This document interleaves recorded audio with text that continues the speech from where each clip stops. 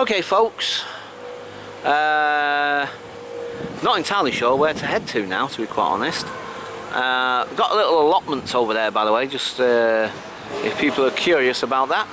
I mean, we could go and have a look and then we could make our way back over there. So let's go this way for now. So yeah, look, got little allotments here.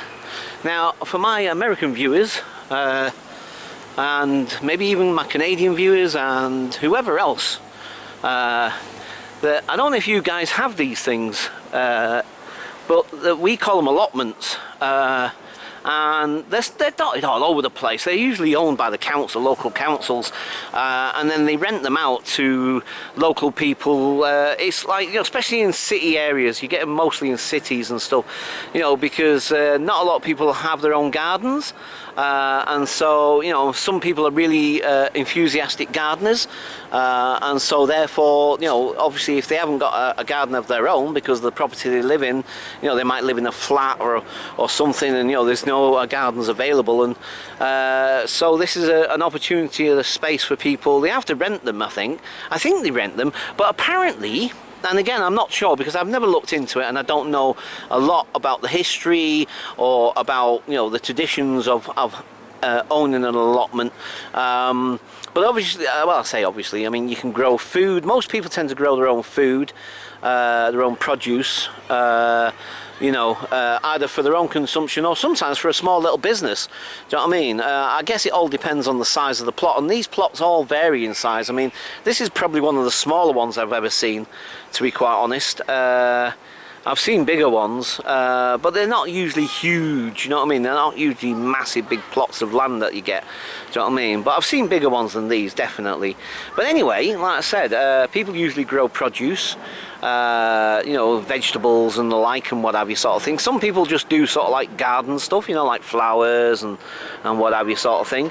But yeah, my understanding is that I think once you get one, once you're allocated one, and like I say, I think you pay like a monthly fee or something, I don't know.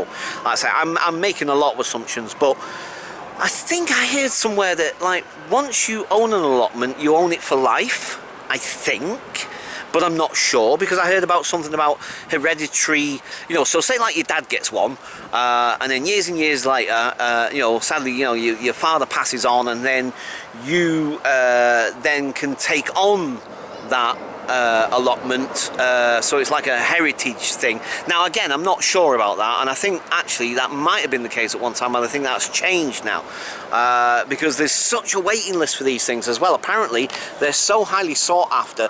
You literally, I've heard people talking about having a 10-year wait just to get into one of these things, you know, just to be able to get on, maybe even to just get on the list or something even, I don't know. I mean, I don't know how, you know, easy or difficult it is, but I believe it's not that simple or straightforward, and I believe there is a long waiting list for these things, so they're highly sought after. And I guess you can imagine, you know, if you live in a city where there isn't a lot of garden space for people, I mean, for instance, if you lived in those flats over there, I mean, for instance, some people over in those flats might actually own one of these plots, and when I say own it, I don't mean like they actually own the land in that sense. I mean, you know, they because like I said, I think they rent it from the local authorities. I don't know exactly. As I said, I'm really unsure as to how it actually works.